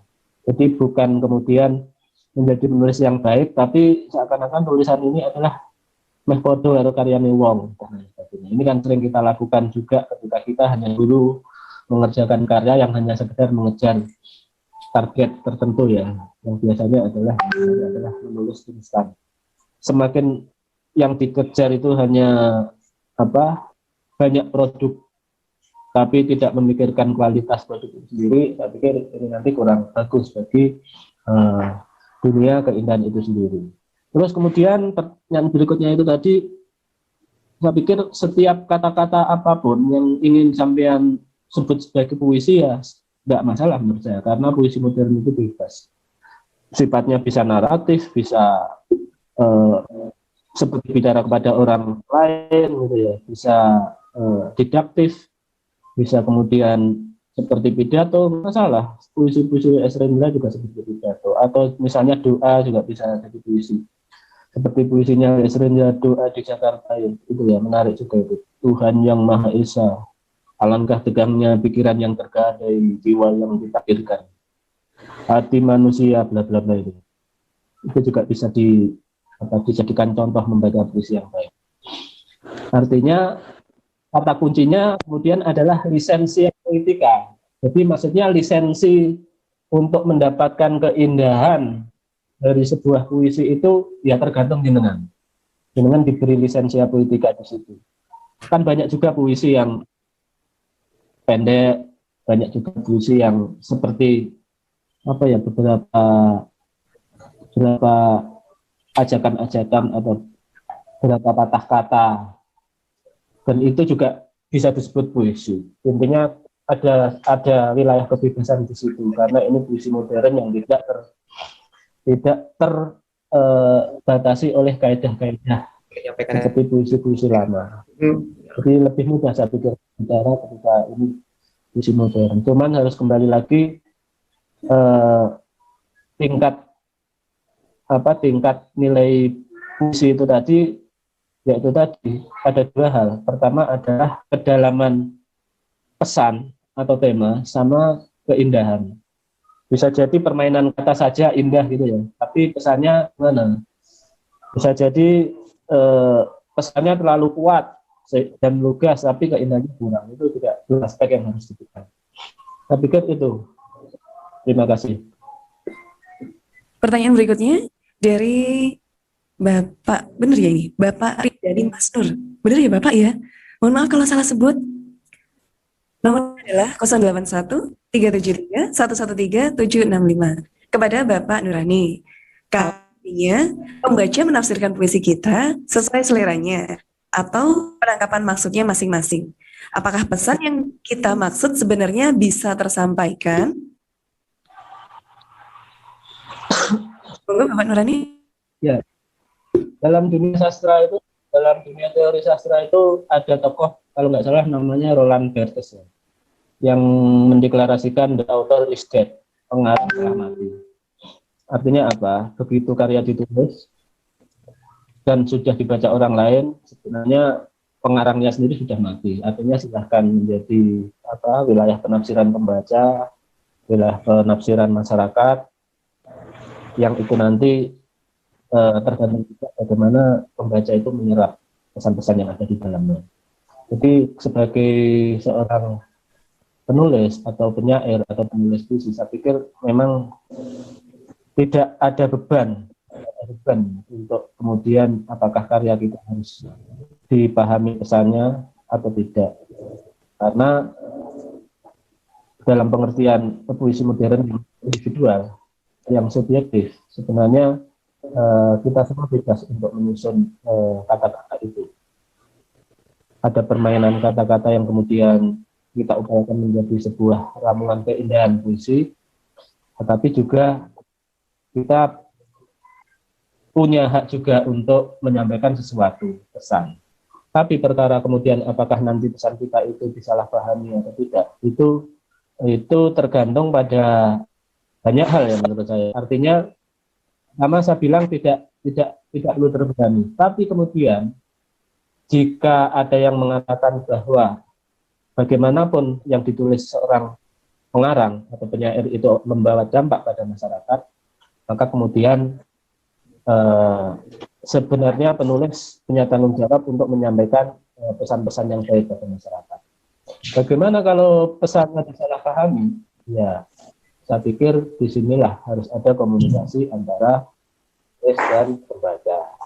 Ada fasilitasi misalnya bedah buku, ada fasilitasi misalnya pertemuan-pertemuan yang akan mempertemukan antara penulis dengan pembaca, atau ada karya tertentu yang ditulis. Makanya di situ kemudian ada dialog makna antara dua belah pihak.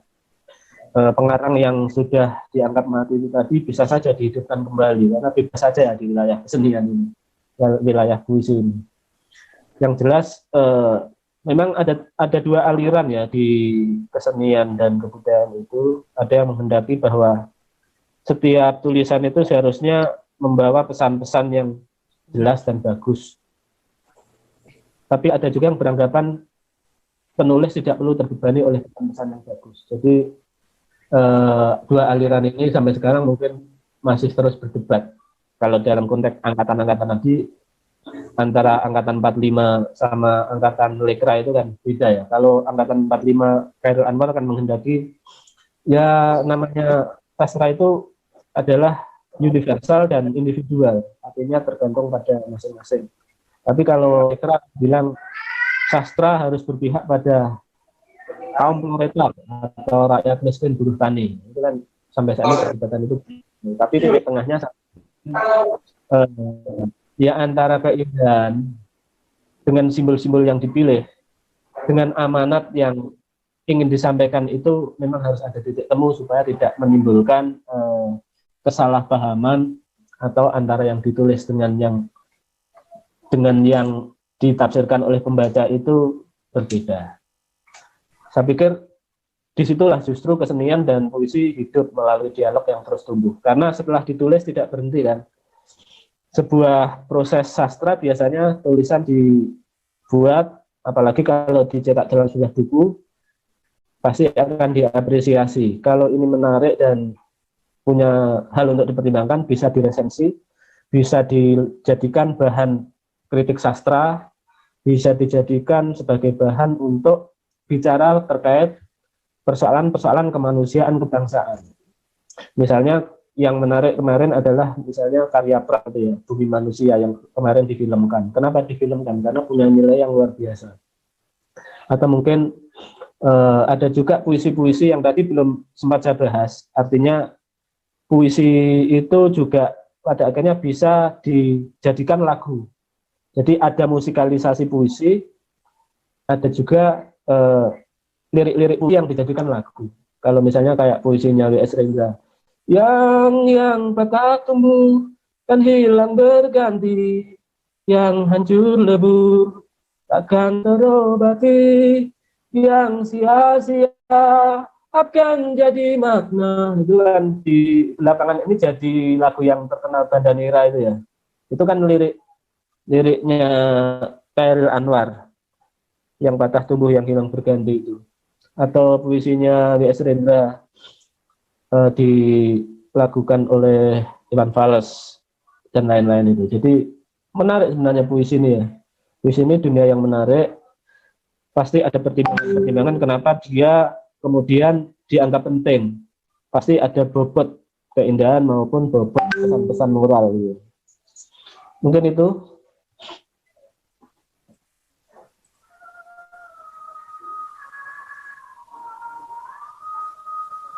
Mungkin itu, Mbak, untuk sesi pertanyaan.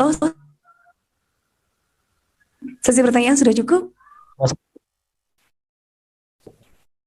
Kurang satu orang. Kurang satu orang. Benar.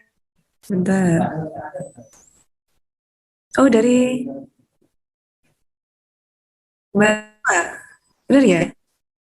Benar, dari Mbak Iva Hanifah dari 0838854995. Pertanyaannya kok ditujukan pada Pak Anto ya?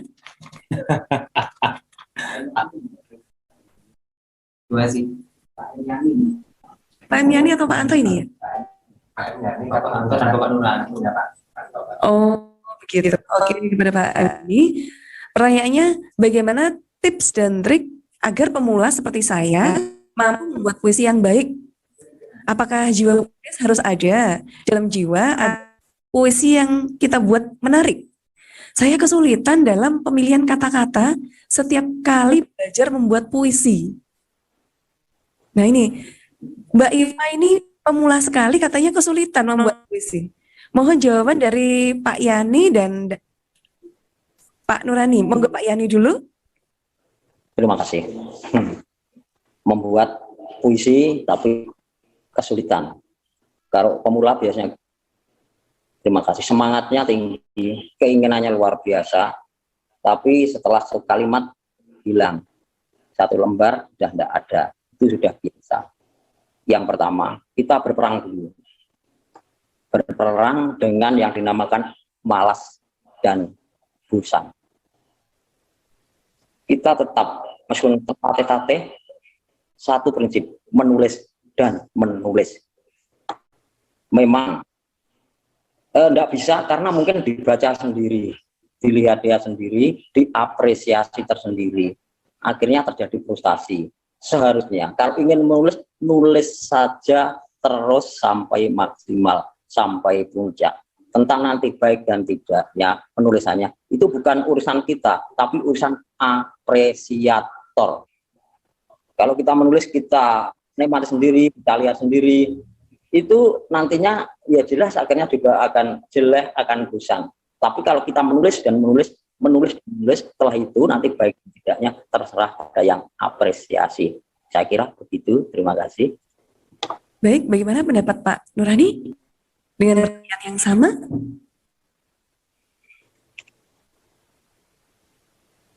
Pak Nurani mohon unmute. Ya, saya pikir sama. Tadi sudah banyak kita diskusikan. Meskipun seorang pemula sekalipun tidak menutup kemungkinan dia kalau akan giat untuk belajar, dia akan mampu mencapai sebuah prestasi, termasuk prestasi yang biasanya salah satu buktinya itu menang lomba gitu ya. Karena lomba adalah cara untuk menguji kemampuan kita menulis. Karena di dalam lomba itu ada juri yang akan menilai karya kita. Kalau tidak ada lomba, memang kita tidak tahu sejauh mana sih kemampuan kita dalam menulis ini dibanding dengan orang lain. Karena sebuah lomba adalah kompetisi. Makanya di GLC kami dulu itu salah satu istilah namanya adalah trisula literasi. Jadi dalam 1 tahun itu harus ada workshop menulis, harus ada lomba menulis, dan harus ada penerbitan karya. Di awal-awal memang baru Arisan Sastra dan GLC ya kemarin, tapi alhamdulillah banyak komunitas yang tumbuh dan akhirnya juga pemerintah juga sudah mulai menyadari. Dulu namanya bedah buku di tahun 2009 ketika saya ke Perpus bicara pada kepala Perpus, bagaimana kalau kita adakan bedah buku. Bedah buku itu apa Mas? Jadi bedah buku itu nggak paham. Alhamdulillah belakangan perpustakaan sudah luar biasa ya, tiap tahun ada kegiatan-kegiatan yang kemudian trisula literasi itu tidak perlu capek-capek dilakukan oleh komunitas, tapi sudah difasilitasi oleh pemerintah, dalam hal ini mungkin yang agak responsif Dinas Perpus dan Arsip. Artinya apa? Harapan saya dengan lomba yang diadakan oleh PGRI ini nanti benar-benar bisa menjadi wadah teman-teman penulis baru di Trenggalek terutama untuk menguji sejauh mana kemampuannya. Tapi juga tidak berhenti pada lomba. Tadi saya bilang bahwa kemampuan menulis itu perlu dilatih. Kemampuan menulis itu bukanlah teori. Ada buku yang berjudul menulis dalam waktu 24 jam. Menjadi penulis dahsyat dalam 1 hari misalnya. Tema-tema yang bombastis dalam buku. Tapi kalau kita tidak mau mencoba, maka tidak mungkin akan bisa. Sehingga Pak Yani tadi menyampaikan bahwa kata kuncinya adalah hilangkan kemalasan dan hilangkan kebosanan. Karena apa? Ketika awal-awal kita mencoba, maka sebenarnya tidak langsung berhasil. Pasti ada gagal di tengah jalan. Satu puisi baru dimulai di awal, di tengah-tengah ternyata macet gitu ya. Itu harus diatasi, harus dicoba agar kemudian kata-kata yang kita tulis itu lengkap menjadi sebuah karya utuh gitu ya. Jadi gini aja menurut saya, itu kan sebenarnya proses psikologis, maka yang dijaga adalah motivasi ini yang penting. Kalau puisi itu kan sebenarnya wilayah kata-kata yang padat gitu ya. Coba jenengan tiap hari sebenarnya akan mendengarkan lirik lagu. Lirik-lirik lagu itu sebenarnya dipindah jadi buku puisi dan diklaim sebagai puisi itu juga bisa. Atau misalnya puisi terus dilakukan juga bisa. Kan panjang pendeknya hampir sama lah, berapa bait gitu ya. Mungkin sepanjang-panjangnya lirik lagu paling 4 bait atau 5 bait. Tapi kalau puisi bisa jadi panjang. Karena puisi macam-macam, ada puisi naratif, ada prosa puitis atau prosa liris dan lain sebagainya. Jadi silahkan dicoba, tidak menutup kemungkinan pemula pun pada akhirnya akan berhasil. Kalau tidak mencoba kapan lagi gitu ya. Karena latihan ini yang penting. Jadi latihan yang saya maksud ini kenapa proses psikologis? Setiap kita melatih diri untuk berpikir dan mengeluarkan simbol kata-kata dari pikiran kita, itu adalah proses membiasakan artikulasi gitu ya. Jadi kemampuan artikulatif itu menagih apa yang ada di pikiran dan batin kita keluarkan menjadi huruf-huruf. Kalau ini dilatih terus-menerus, nanti pembiasaannya ini akan luar biasa. Tapi kalau hanya sekedar jadi ide, pengen nulis puisi, sudah ketemu judul, tapi lupa tidak diteruskan, itu biasanya ya nggak akan jadi-jadi. Jadi memang kalau ada ide segera saja tulis, minimal ya outline. Biasanya kalau puisi sih, dulu awal-awal saya nulis puisi biasanya tertarik pada kata dan frase gitu ya. Ada kata yang menarik, ada frase atau gabungan kata yang menarik, itu saya simpan. Terus kemudian nanti ketika saya ingin menulis puisi itu saya gunakan. Atau saya membaca puisi orang lain, dulu kan ada majalah Horizon ya waktu saya SMA itu. Dan di sana banyak puisi yang ada dari berbagai negara maupun karya penyair nasional. Jadi ketika membaca puisi orang lain itu kita itu menemukan kata yang bagus, dan kata yang bagus itu tidak dengan serta-merta kita kopas, tapi membuat kita berpikir untuk menyusun kata-kata bagus dengan membandingkan kata-kata bagus yang kita temukan itu gitu loh. Makanya disitulah maksud saya tadi, kita harus membaca banyak diksi-diksi orang lain supaya kita ada ide untuk penemuan diksi. Jadi seperti itu. Dan untuk menjadi karya yang matang ya memang wawasannya harus luas, pemahaman terhadap realitas sosial, terhadap kemanusiaan, terhadap masalah-masalah manusia itu juga harus luas juga ya. Itu serangkaian proses baik aspek keindahan maupun aspek kedalaman tema yang bisa tumbuh bersama-sama atau bisa tumbuh tidak sama tapi saling mengejar gitu ya, saling mendukung. Mungkin itu yang bisa kami sampaikan.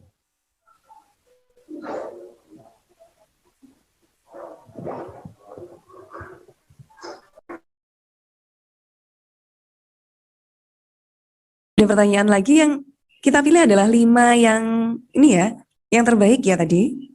Oke. Selanjutnya akan disampaikan teknis lomba oleh Bapak Anto. Ya. Disilahkan. Assalamualaikum warahmatullahi wabarakatuh. Waalaikumsalam warahmatullahi wabarakatuh.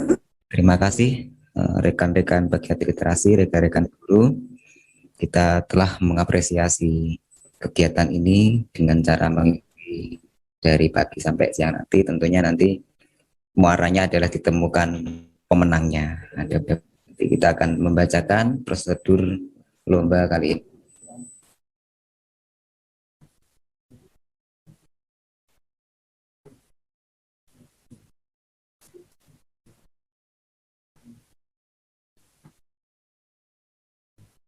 Baiklah Bapak Ibu, langsung saja. Tahapan lomba pada puisi kemerdekaan kali ini adalah dimulai dari hari ini Bapak Ibu. Ya, 18 Juli diadakan kegiatan pralomba. Berikutnya 25 Juli sampai 10 Agustus, panjenengan dapat mendaftarkan diri sekaligus mengirimkan karya. Jadi kami sediakan jeda 1 minggu Bapak Ibu mulai membuat videonya. Kemudian tanggal 10 sampai dengan 16 Agustus itu diadakan rekap dan penilaian naskah oleh panitia dan tim juri. Berikutnya ini gong, yaitu 17 Agustus. Mudah-mudahan kita dapat sesuai deadline mengumumkan pemenang-pemenang ini pukul 0 atau pukul 16 menjelang pagi. untuk semacam kejutan untuk panjenengan semua. Berikutnya Bapak Ibu, pendaftarannya sekaligus pengiriman karya ini lewat ini https /2 :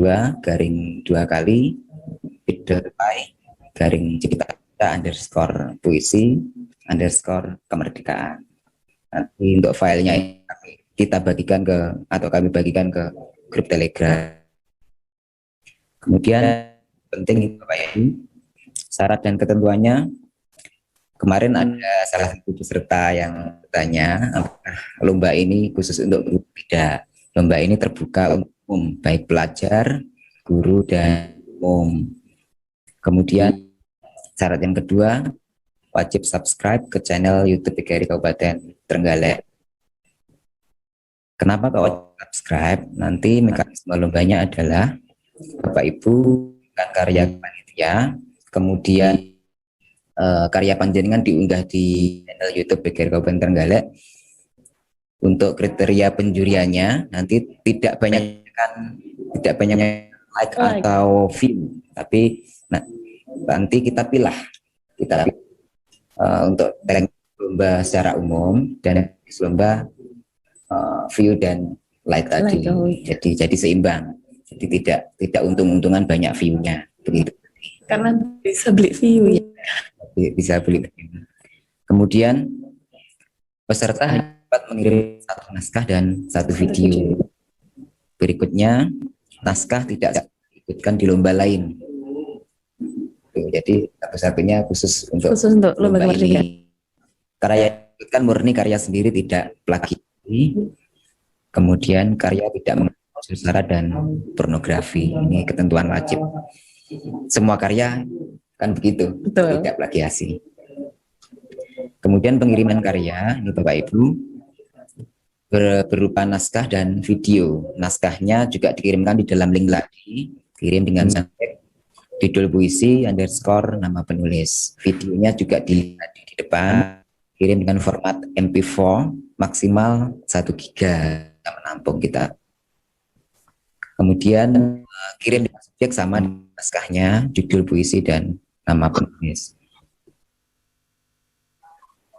Ketentuan naskah mungkin tadi telah dijelaskan oleh Pak Fakih soal tulisan, cuma mengulangi saja. Karya puisi minimal 50 kata sampai dengan 300 kata. Jadi tidak usah panjang-panjang ya Bapak Ibu, bukan sampai 800 kata seperti artikel itu. Kalau teknis videonya, misalnya videonya harus live atau videonya di dubbing seperti itu? Boleh atau memang wajib live, jadi dibacakan langsung kemudian langsung di video? Saya kira kalau dubbing sulit. Puisi kan ada irama pembacaan, terus gitu, ada ekspresi dan sebagainya. Berarti live ya, live langsung. Terus kemudian menggunakan font Arial seperti yang sampaikan tadi. Untuk judul ukuran fontnya 14, isi 14, spasi 1,5 dan menggunakan kertas ukuran A4. Kemudian di bawah naskahnya itu dimasukkan dalam apa namanya? Dalam wordnya itu di bawah tulisannya dilampir biodata. Bisa KTP, kartu pelajar atau kartu mahasiswa, juga foto diri 3x4 di naskahnya ya, atau nomor kontak yang dapat dihubungi. Jadi nanti kenapa kok harus dilampiri dan sebagainya? Karena nanti rewardnya Bapak itu barang satunya mendapatkan trofi, sertifikat penghargaan, uang pembinaan, sekaligus buku yang sudah beres. Peserta dapat 1 eksemplar untuk juaranya. Itu ya. Terus juara 2 dan juara 3 sama hadiahnya. Tapi nanti di gradasi pemberhentian kan berbeda. Iya, begitu. Ya, begitu Bapak Ibu. Karena jadwalkan kita mulai pukul 8 sampai pukul 10, dan nanti peserta dengan semangat juangnya sampai akhirnya mengirimkan karya berupa video untuk meramaikan peringatan kemerdekaan kita yang ke-76. Demikian, para pecinta literasi, dimanapun kalian berada, acara demi acara, paparan demi paparan dari narasumber, dari teknis pembuatan lomba telah disampaikan satu persatu oleh narasumber kita. Bapak Ibu, ya terasa semuanya, seperti tadi diumumkan, hari ini adalah pralomba. Jadi, Bapak Ibu sudah mulai bersiap-siap, nanti lombanya akan dibuka pada pengiriman naskahnya dibuka tanggal 25 Juli hingga Agustus nanti. Disiapkan dari sekarang Bapak Ibu.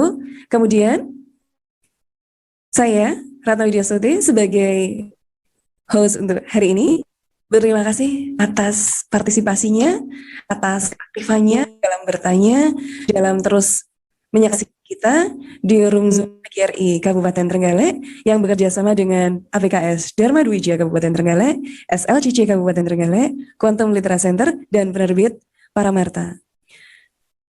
Saya undur diri. Oh, sebelumnya ada pengumuman pemenang ya? Oh, Ada iya. pengumuman ini Ini 5 yang chat ditunggu-tunggu terbaik mungkin. tadi. Nah, jangan lupa chatnya tadi akan mendapatkan reward sebesar Rp50.000. Wah, lumayan ini. Saya bacakan ya. Pemenang chatnya adalah Bapak Thohir, kemudian Ibu sepertinya ya, Ibu Agustiawa. Kemudian lagi Ibu Ika Prihatiningsih, kemudian Bapak Rindang ya, Bapak Rindang Masnur, kemudian Ibu Ika, Ibu Iva, mohon maaf, Ibu Iva. Demikian pengumuman pemenang hari ini. Oh, Ridani Masnur, mohon maaf. Mohon maaf Bapak, Ridani Masnur. Kemudian yang terakhir yaitu Ibu Iva Hanifah. Mohon maaf, keliru tadi. Ibu Iva Hanifah. Ini bagaimana teknisnya? Menghubungi atau Nanti kalau kami tidak jelas nomor HP-nya dihubungi lewat grup Telegram. Oh iya, sudah join untuk grup Telegram semuanya ya Bapak Ibu? Kalau sudah join, nanti atas nama tadi, mohon untuk kembali nomornya dikirimkan ke di grup Telegram, untuk ini ya, mengklaim pendapatan. Demikian, rangkaian acara demi acara sudah terlewati. Sudah Pak Anto ya? Sudah. Hari ini webinar bicara tentang puisi, Pralomba Cipta Baca Puisi tema kemerdekaan 76 tahun Indonesia Merdeka dengan tema Indonesia Tangguh, Indonesia Tumbuh. Saya akhiri. Terima kasih atas partisipasinya semuanya. Semoga tetap berada dalam kesehatan dan keselamatan sampai lomba nanti ya Bapak Ibu. Dan jangan lupa untuk mengirimkan karyanya ke laman tadi. Jika memang lamanya belum jelas, nanti akan dikirimkan lewat grup Telegram. Demikian, saya akhiri webinar hari ini. Saya undur diri. Wassalamualaikum warahmatullahi wabarakatuh. Waalaikumsalam. Wabarakatuh.